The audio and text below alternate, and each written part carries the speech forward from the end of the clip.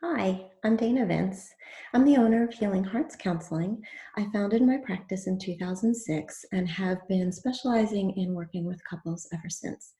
I was trained in emotionally focused couples therapy in 2010, and I'm now a couples therapy supervisor. My practice is a group of therapists that I train in EFT, and we're out of Knoxville, Tennessee. This workshop is based off the workshop Hold Me Tight, which is based off the book by Sue Johnson, Hold Me Tight, who is the founder of the theory of emotionally focused couples therapy. This is an abbreviated version for the purpose of helping couples get through this difficult time of quarantine and uncertainty, even as things start to open back up in our communities. So it's aimed to just help you with the stress and stuck places that couples sometimes get into. Um, for the full workshop, we do them here in Knoxville. You can go to holdmetightknoxville.com, or you can get the list of scheduled dates where we do the weekend workshops. The full workshop is 7 conversations. We're going to be doing 2 of those conversations today. Our practice website is marriagecounselingknoxville.com. You can also access the full course at holdmetightonline.com, which walks you through the full 7 conversations.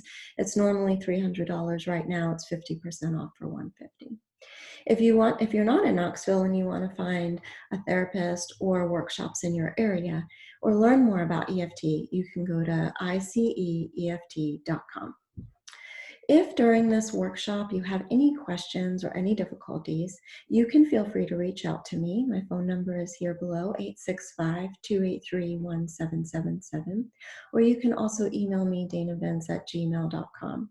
I'm really accessible, so if you have any questions or get stuck or need resources, please don't hesitate to contact me. So let's get started. One of the things I want to start by discussing is why we need each other. The philosophy behind EFT, emotionally focused therapy, is the science and understanding that we are wired for connection. This is hardwired into us. And right now, it's not news that we're in a lot of distress right now in our communities, which for a lot of the couples I work with is creating stress in their relationships. Trying to both work from home or one working outside of the home and feeling increased risk, kids being home from school while parents are trying to work from home. Even those who don't have kids are experiencing greater distress. So when we are in this high state of stress, our relationship is our greatest resource if we have secure connection. It is our resource for comfort and support, really in any times of stress, but especially now. We are designed for connection. When we feel securely connected in our relationship, and I'm going to talk more about what that's about, this offers us a safe haven, a secure base when the rest of the world feels uncertain. Our need for this safe haven is hardwired in us. And Sue Johnson has a quote that says, there's a paradox of love, that our emotional home, our safe haven, is also the most dangerous place because this is the person who can hurt us the most. This is the person who knows our buttons and our triggers. And sometimes in times of distress, we end up pushing those. So I'm going to start to talk more about where couples get stuck. But the key question in any love relationship is, are you there for me? Do I matter to you? Can I reach you when I need you? And will you respond to me when I need you? Can I count on you? When the relationship is secure, this is a resounding yes. When the relationship is insecure, we feel uncertain about these questions. We're not sure if our partner is there for us. Can I really count on you? Because I don't always experience you as there for me in the times when I need you the most, when I'm vulnerable. And this creates an insecure relationship, which adds to the stress. When we don't feel securely connected to our partner, it makes life's issues even harder to deal with, whether in this time that we're going through right now or any time. When we have that secure connection, this relationship is our port in the storm. And when we don't have that, we really feel like we're just kind of swimming out at sea, alone and afraid. We all need this secure bond. And it can sometimes feel elusive. What creates this? What is love really? And it's based on accessibility and responsiveness in times of need. And it's important to point out that it's in times of need. Sometimes we're going through daily life and we're okay, and we can just be in this relaxed, casual relationship with one another. But when we reach out and when we're vulnerable, if we cannot find our partner there, this is what creates uncertainty. So when we know that we can access our partner on an emotional level and they'll be responsive to us in these times of vulnerability, this is what creates trust and security. Key conflicts that we get into as couples, it's about emotional disconnection. It's not about communication skills. It's not about the chores. It's not about the kids or whatever topic you might be arguing about. It's about emotional disconnection. And we're going to walk through this a little more. But when we get disconnected from our partner, it turns on a primal panic and we become reactive and we get pulled into a negative spiral. It's important to understand that we get pulled into this spiral because we impact each other. We hear in our Western culture that no one else can be responsible for our happiness. And while this is true, we do have to recognize we have an impact on each other's well being. We're not indifferent to each other in our emotional, intimate relationships. So if we feel disconnected from our partner, we have a big reaction to that. I'll often hear couples say, I only have this problem with my partner. I have no issues communicating with people at work or friends. So my partner must be the problem because I only have this issue with them. But the truth of it is, it's because this is your most important relationship. This is the relationship where you have the most at stake. So because of that, when we feel disconnected, we have big reactions to that. So during times like now, where anxiety and stress is heightened, our primal systems are on higher alert and we're even more attuned to any sense of disconnection. If I feel afraid and I'm not sure my partner is there for me, I'm going to have even bigger reaction to that than I might normally have. So this security in our bond with one another becomes even more vital. So what is secure attachment? It's our attachment to this important person, this important other. We look at this with children. We know children need to depend on a parent to know that they're there, to trust that they're there, that if I'm scared or alone, that someone will come alongside of me and be there for me. But this is cradle to grave. We don't outgrow this need for important others in our life to know that they have our back, to know that they're there for us, that when we go out into the world, we know we have this safe haven of security that says that if I need you, you'll be there, that we can count on this person, especially in times when we're vulnerable or afraid. When we don't have this secure base, we feel even more anxious. Isolation is the most painful human experience. And so, if we get any kind of signal that we will be in isolation, we'll react to that. So, our intimate relationship provides this place, if it's secure, where we know that we're not alone in the world. And that makes us feel safer. So, what creates this sense of secure connection is experiencing our partner as attuned, responsive, and engaged. So, what do these things mean? To be attuned means I'm paying attention to you. I'm aware of your experience moment to moment. Now, of course, we can't always be attuned to our partner, right? We're going to have moments where we're distracted by other things. But when we get disconnected, it's how we repair and reconnect that matters. But this is what being attuned means. I can see your face when you're sad and recognize that you're sad. I'm tuned into that that's your experience in the moment, or even when you're joyful and happy. And when I see this, I'm responsive to you. I look into your eyes and let you know I'm listening, that I'm here, that I'm responding to what's happening for you. So if I see sadness on your face, that I would turn to you and say, hey, I notice you look sad. Are you okay? What's going on? That's being responsive. And being engaged, that you can depend on me to be present, that if you're sad, I'm there to tend to you and ask you what you need and respond to you when you're feeling that sadness. When these three things are present in a relationship, on a regular basis, when they're consistent, and when we can access those things in times of need, this is what builds trust and security in a relationship.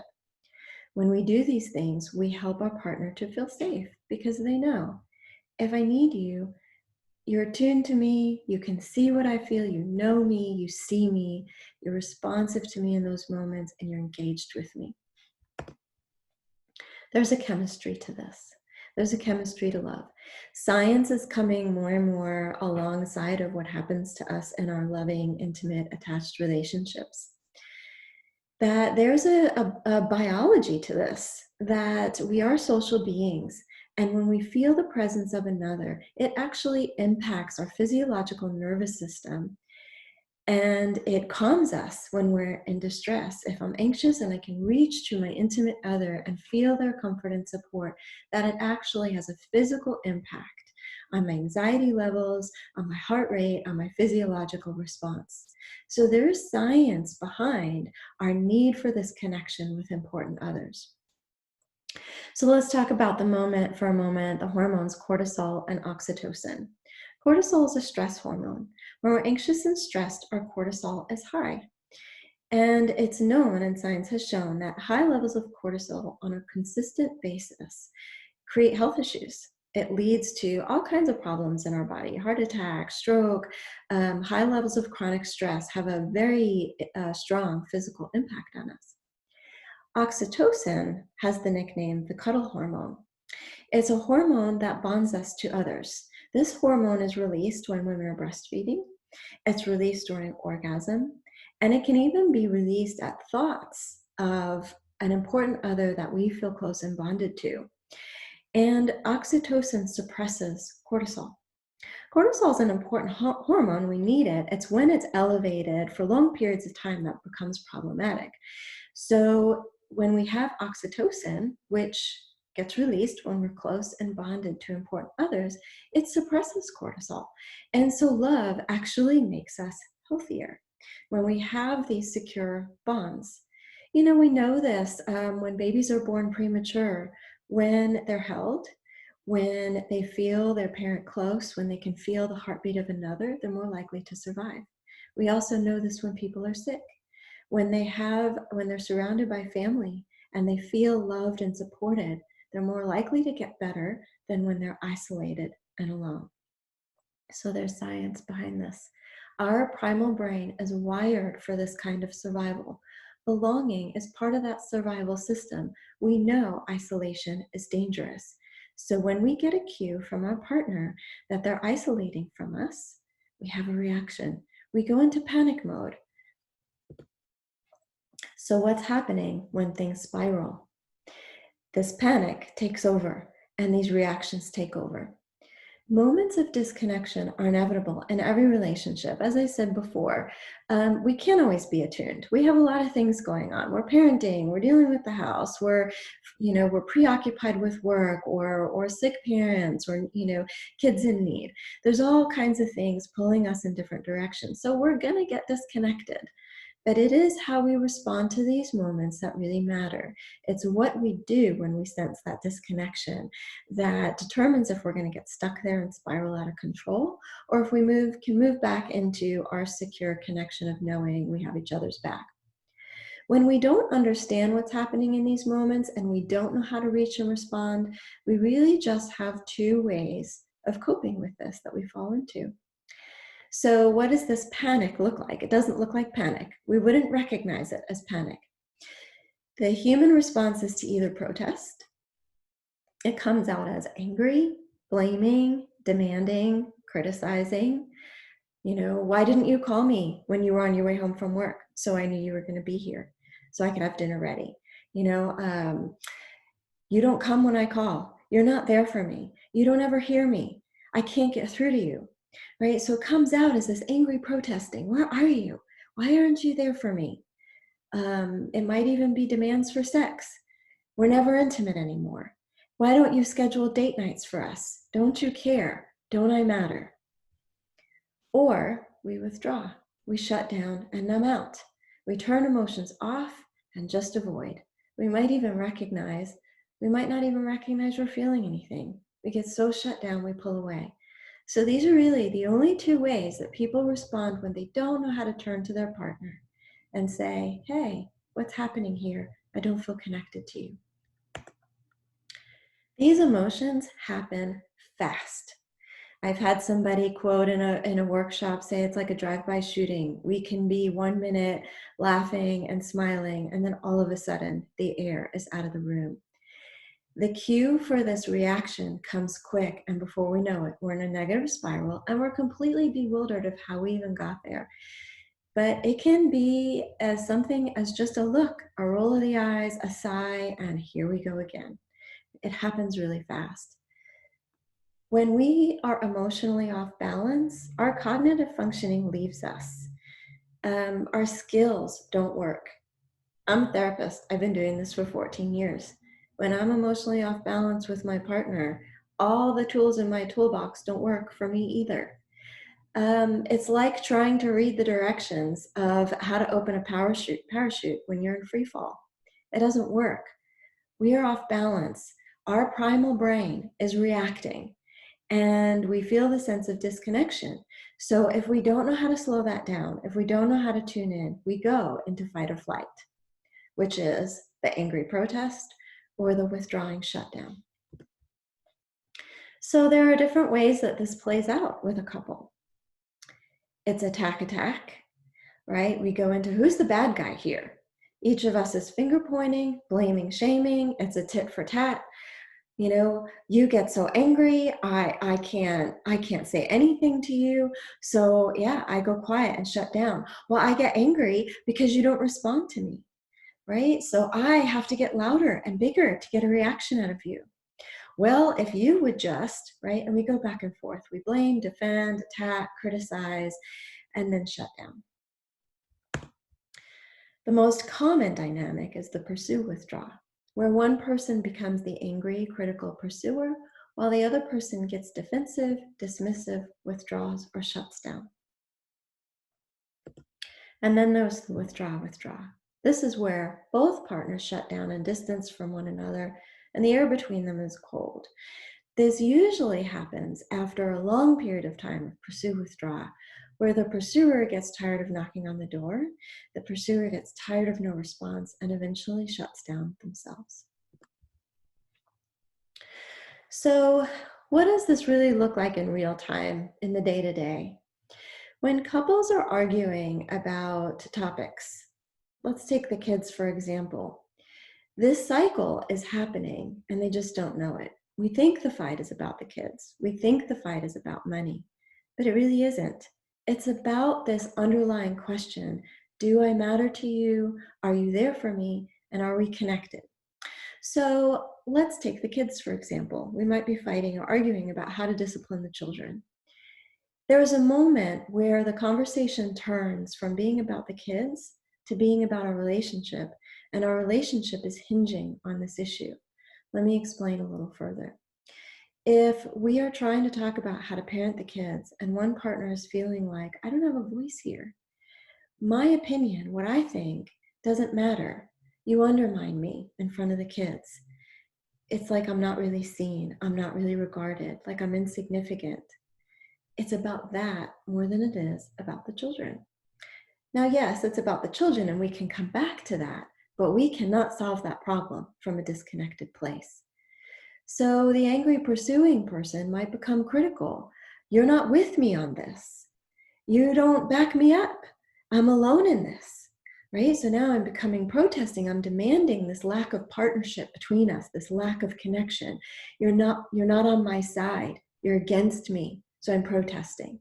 And then what does the partner feel? Well, I can't get it right. No matter what I do or what I say, I'm seen as wrong. So I just shut down and back out, right? I don't have a voice here anyway. So why bother? Right? So it looks like we're arguing about the kids, and we might keep arguing about the kids, but what we're really saying is, hey, I don't know that I matter to you. I don't know that you're with me. I don't know that you have my back. And it sends us spiraling. So it's important to see that you're both caught in this. It's not your fault. It's not my fault. We're both hurt in this, and we are both reacting to that hurt. And then that reaction impacts each other. So if I'm feeling isolated and alone, and I don't know that my partner's in this with me, and I get angry and I protest, that anger hurts my partner, right? My partner's on the other side of that going, man, I'm not accepted here. That no matter what I do, I can't seem to get it right. And no matter how hard I try, it's never enough. So I shut down and back away. But when I shut down and back away, that has an impact on my partner and gives them the message that I don't care, right? So we're sending each other these unintended messages that hurt us. And then we react, and that reaction hurts our partner. So this visual here, this figure eight, is what it looks like. It's an infinity loop that goes round and round. The angrier and more critical I get, the more defeated and hopeless you feel, and the more you withdraw. And the more you withdraw, the more uncared for I feel, and I don't matter, and the angrier I get. And round it goes. And it really is two people reacting to the panic of the disconnection they're experiencing. And it's important to recognize this is happening because you matter to each other. It doesn't look like that on the surface, right? On the surface, it looks like, man, we cannot get this right. We don't get along. This is so hard. Should it be this much work? We wouldn't have these reactions if we were indifferent. We wouldn't have this level of reactivity if it didn't matter. So you're reacting in these ways because you matter to each other. And if we can slow this down, if we can recognize this, we can have a different conversation.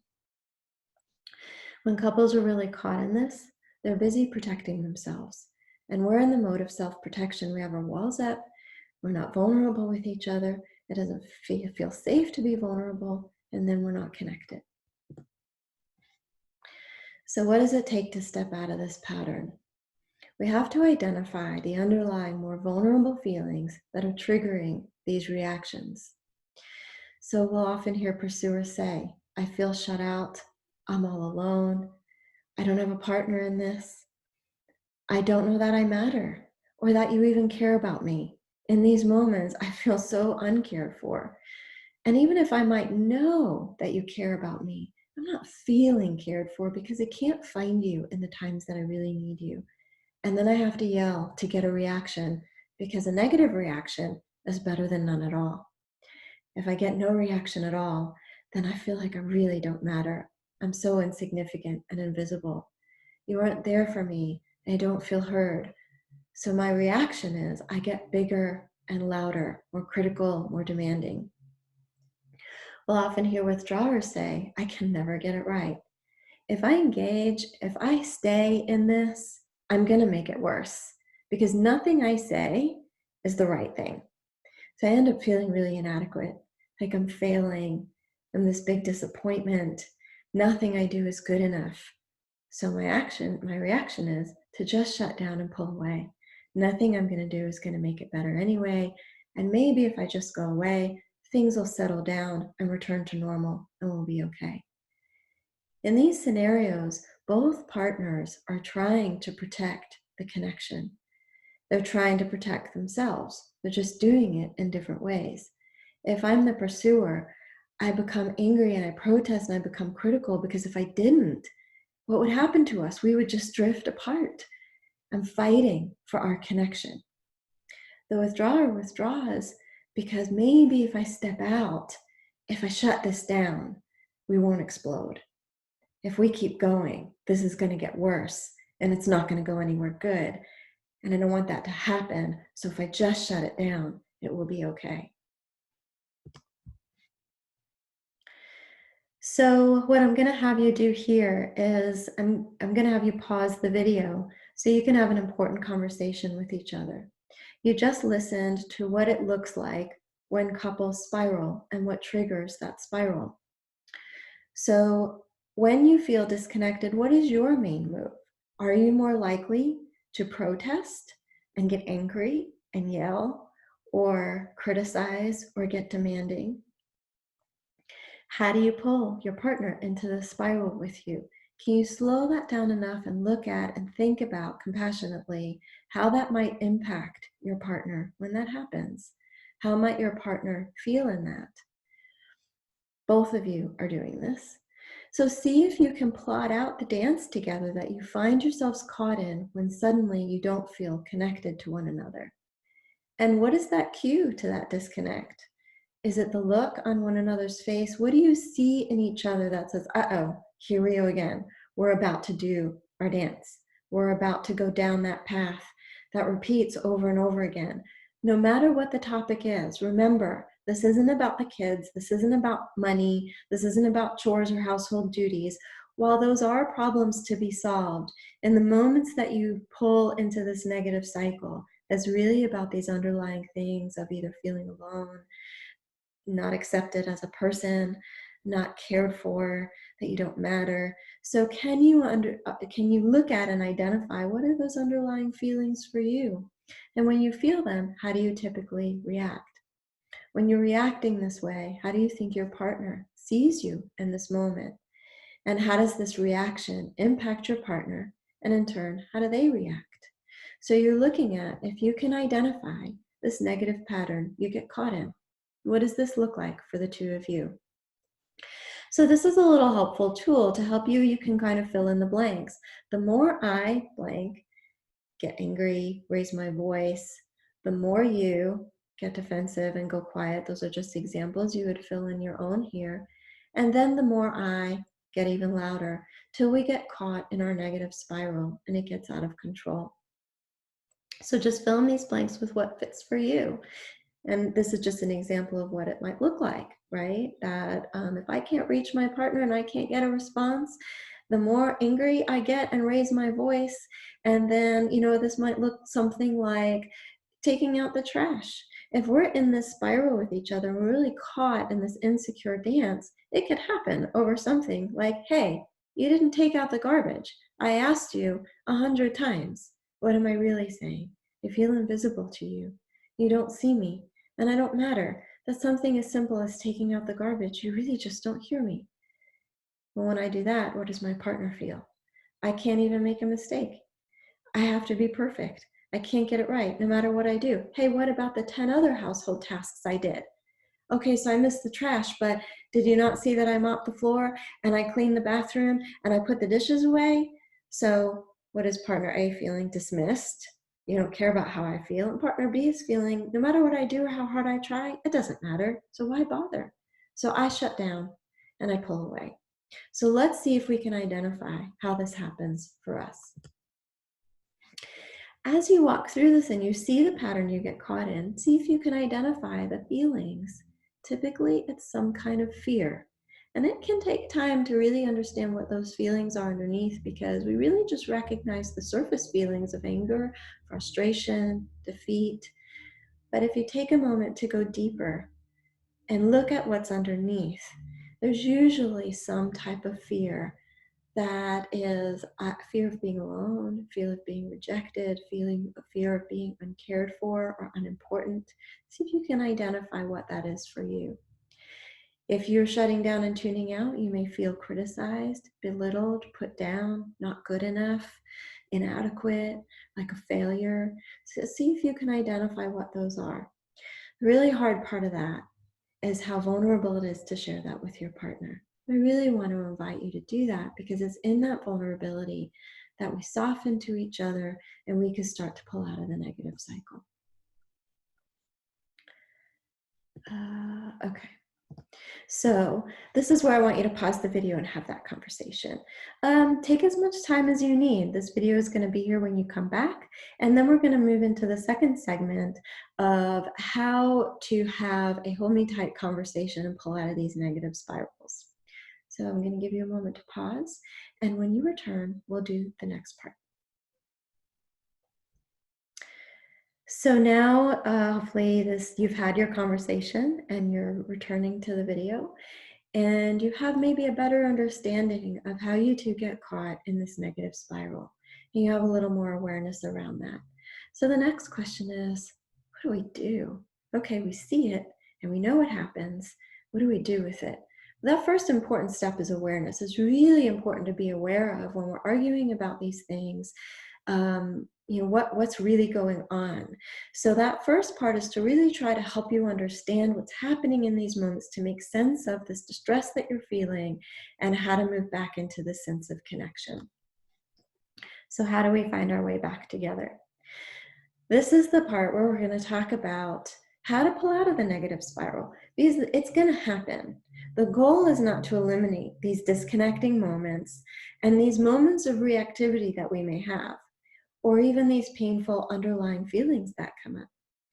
So we want to be able to slow it down and recognize what we're feeling in these moments and then pull back into connection. So how do we do that?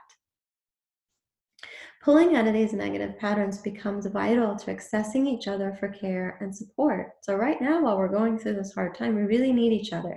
So that was the purpose of all this, right? How can we find each other when I'm feeling scared and I don't know what's going to happen next, and we're under even more stress because we're with the kids more? Finances might be getting tighter and there's unknowns. Maybe somebody's gotten laid off. And boy, I really need to feel the support of my partner, because if we don't have that, it feels even more scary. But if you can see this together, if you can recognize your need for each other and acknowledge your need for each other, because even that's pretty vulnerable, right? It's even vulnerable to acknowledge that we need one another. There's a myth in our culture that to need is weak, that we should be self-sufficient and independent and not need one another. But this goes against our nature. This goes against the very science of love and connection and bonding. We are bonding animals. Sex is a bonding act. As I said before, the science of oxytocin. We have to acknowledge this need if we're going to be able to create secure, loving connection in our relationships and find our ways out of anxiety, depression, distress, especially in times like this. If you can see it together and you can acknowledge these needs, then you can change it together and you can find this connected place with one another. So we're working toward moving toward this connection. We all have moments of disconnect. I can't repeat that enough. Even the healthiest, strongest relationship have moments of disconnection, moments of reactivity, but it is what we do in these key moments that really matters. Revealing softer emotions is vulnerable. It takes incredible courage. It is the absolute opposite of weakness. It is strength to reveal your vulnerability. It is strength to reveal your need. We have a real negative connotation around the word needy. I don't want to be needy. To need is too weak. To acknowledge these things, it's not weak. It just is. It would be like saying, I'm weak if I need water, I'm weak if I need sleep. These things just are. And if we don't get them, we're not okay. If we don't have a sense of belonging and connectedness to our important others, we are not okay. And that's just the truth. And so we've got to acknowledge that if we're going to be able to risk with one another, and we don't have to do this out in the world. This is just with our important others, that we want to be most seen, that we need to be most vulnerable so that we can be connected. And it's in this connection that we are stronger and more able to go out in the world and do the things we need to do. We see this in our studies with children.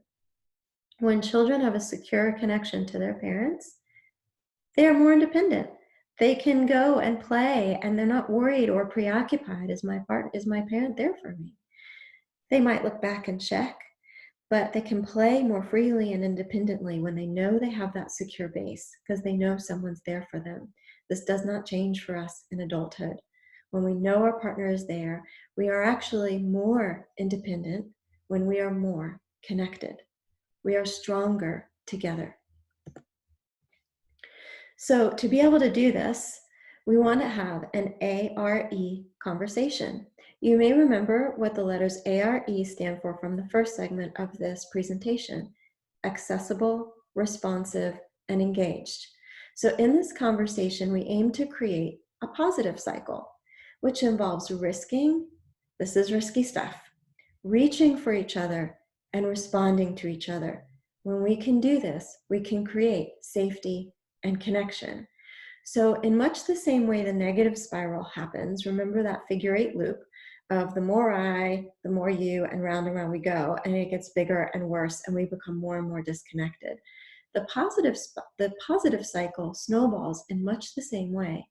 The more vulnerable and more risk I take with you, the more open and responsive you can be with me.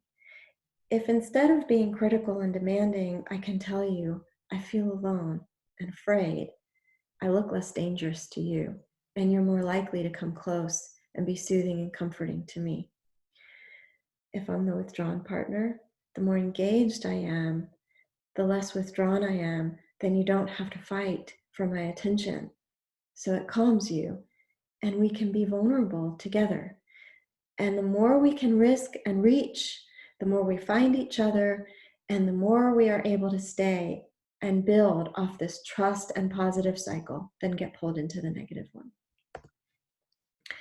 So when we have this conversation, and after you do this workshop, after you do this webinar, name it this. Let's have a hold me tight conversation. If you find yourselves starting to get into that negative spiral, and it can help to give it a name.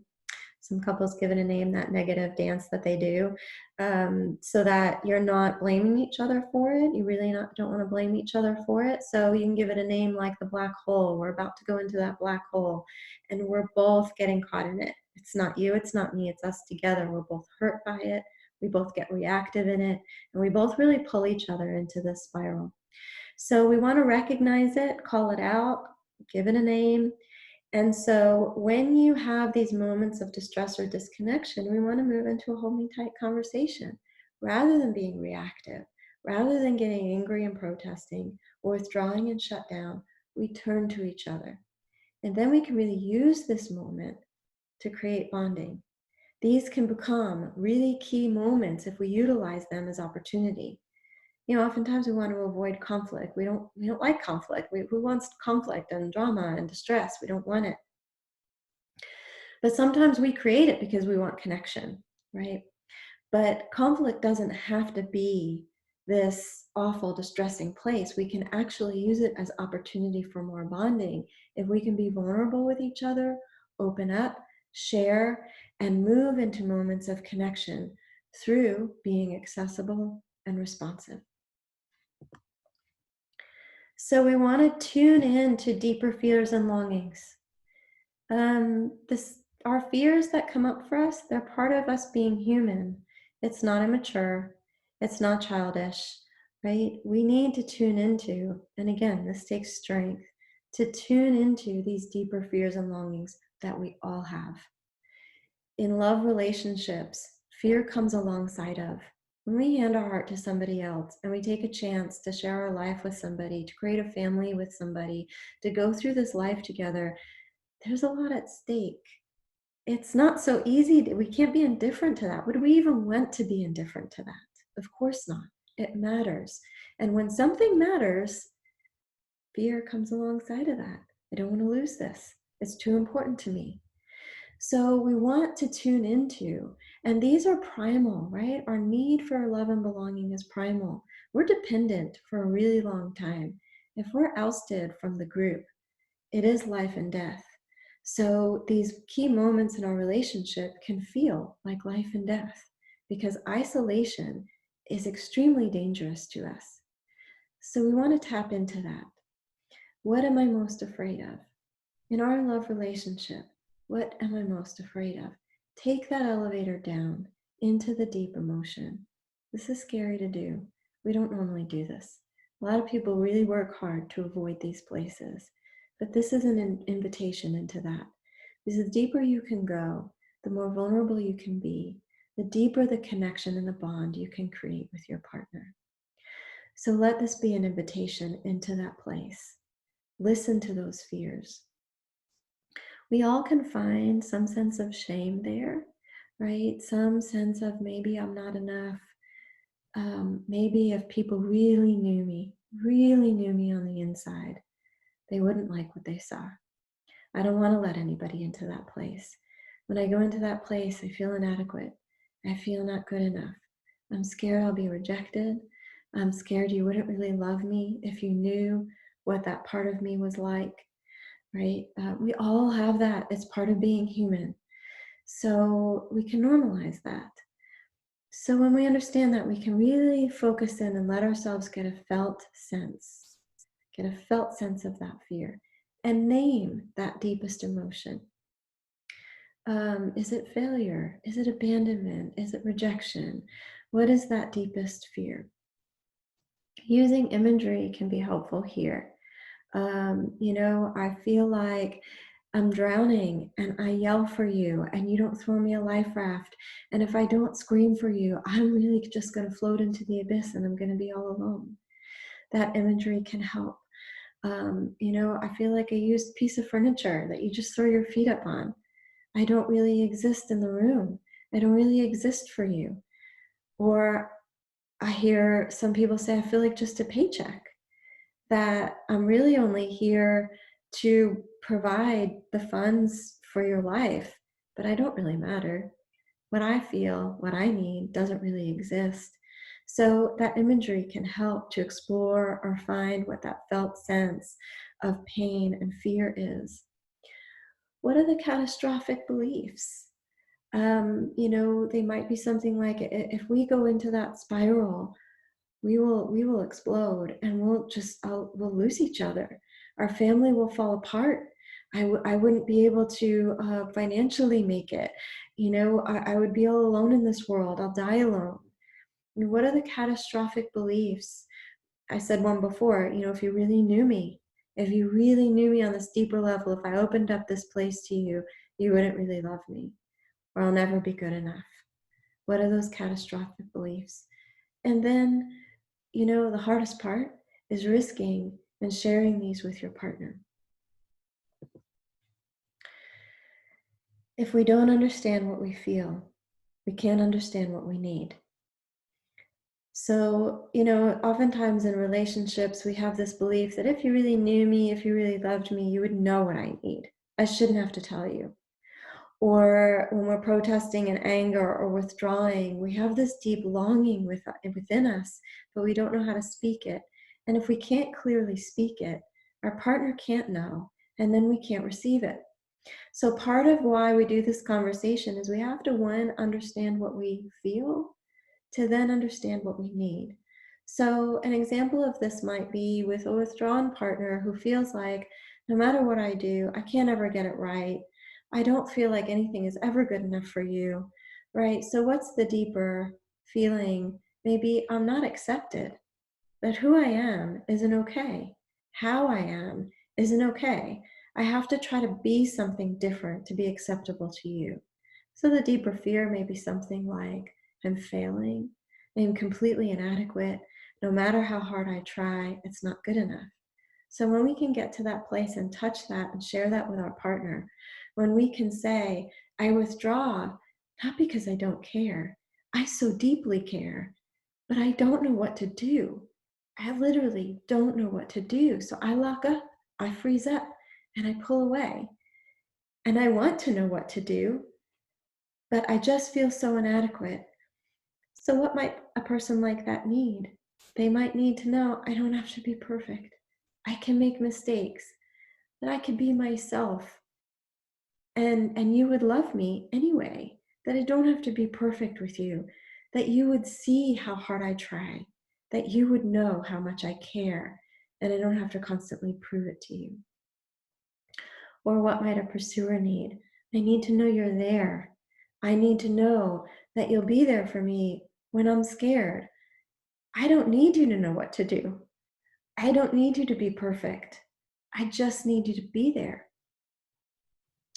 When couples get caught in this cycle, oftentimes the person who's withdrawing, they go into their head trying to figure out what to do. What's the answer? Give me the list. Just tell me. And when we're doing that, we're actually not present. We're preoccupied with trying to figure out the right answers. But the right answer is you. It's you opening up. It's you being present. It's you being willing to be vulnerable. It's not about perfection. It's not about performance. It's about being there. And so in this conversation, that's what we're practicing. We're practicing just being present first with our own emotional experience. We have to be tuned into our own emotional experience to then be able to open up and allow our partner to be tuned into us. We have to be vulnerable, and then we can ask for what we need. Once you name that deeper feeling, share your need with your partner in a way that helps them to respond. So rather than going into this critical blaming and shaming, we instead say, I feel alone and I need to know you're there for me. I need to know I can count on you. I need your reassurance that you love me and are with me and are on my side. This helps your partner come closer. This helps your partner respond. Common fears that come up to opening up in this way are, if I open up, if I'm vulnerable, it will be used as a weapon against me. I risk getting hurt again, right? We all know this. We've been vulnerable before. I'll get hurt again. That if I share this part of myself with you, I'll be judged as weak or immature. I'll be overwhelmed by my own emotions. It'll be too much and I'll get stuck in that place, or I won't be understood. These are common fears, and people have good reason to feel this way because when they get caught in the negative dance, these are the things that happen, right? When we're in that spiral and we're lashing out, we use the weapons because we're hurt and we want our partner to know it, right? We're not in our rational mind, so we're lashing out. So these things have been used as weapons. We have been hurt before. We've all been hurt before, right? A partner's not perfect. When we dance together, we step on each other's toes, and that's scary. We'll be judged as weak or immature. Well, oftentimes we're judging ourselves this way, right? But there can be a fear of, I'll be overwhelmed by these emotions. I don't want to let myself feel these things. It's too scary. Or maybe you won't understand me. The truth of this is what we're doing is risky. These are the risks. The risk is real. But if we don't risk, we won't find this connection. Risking is the only way. So we have to help each other with this. We have to help each other feel safe.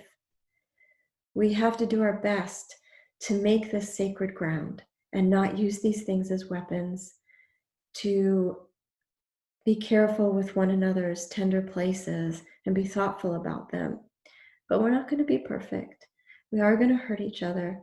But when we can have this conversation, we can find a way out of that spiral into that safe, secure place of love, comfort, and care.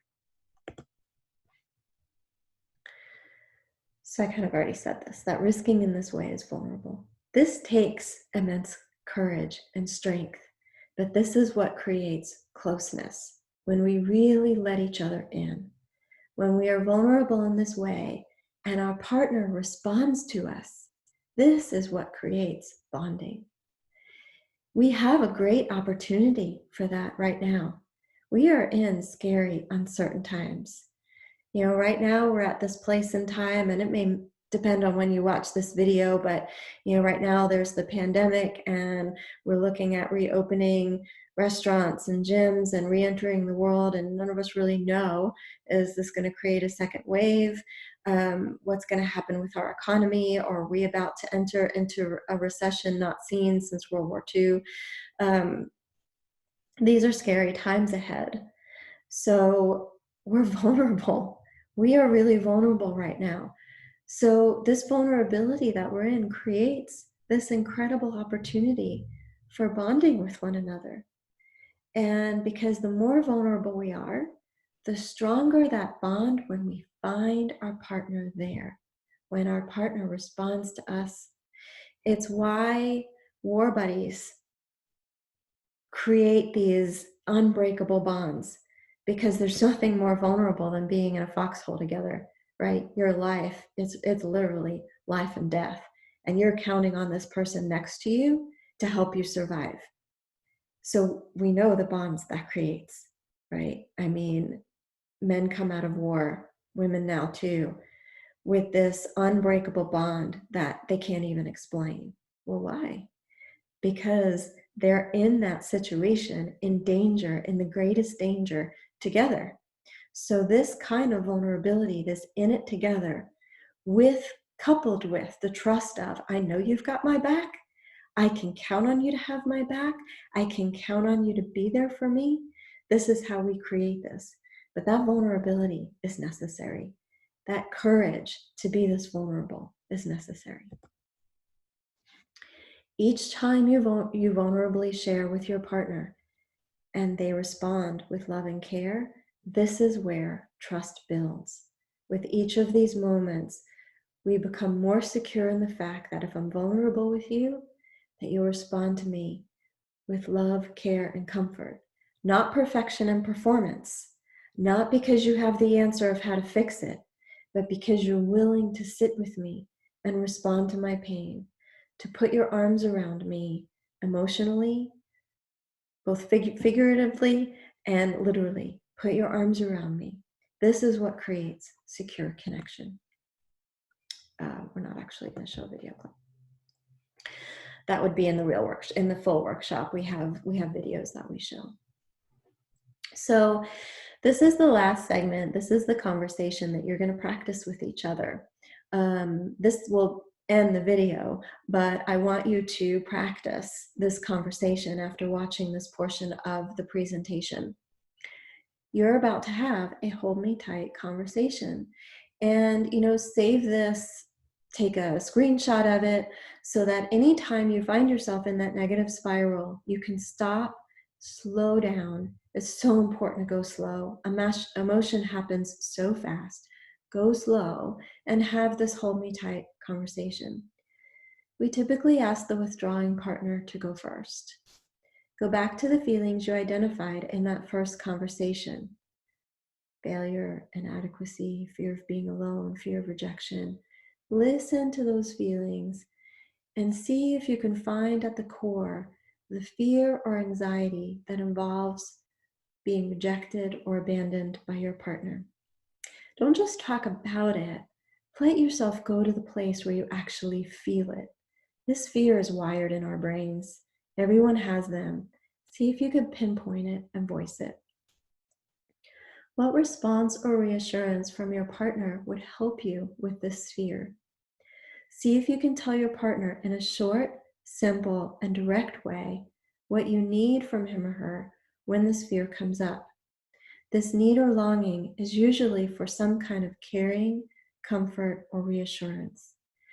I need to know you love me. I need to know I don't have to be perfect. I need to know I'm good enough for you.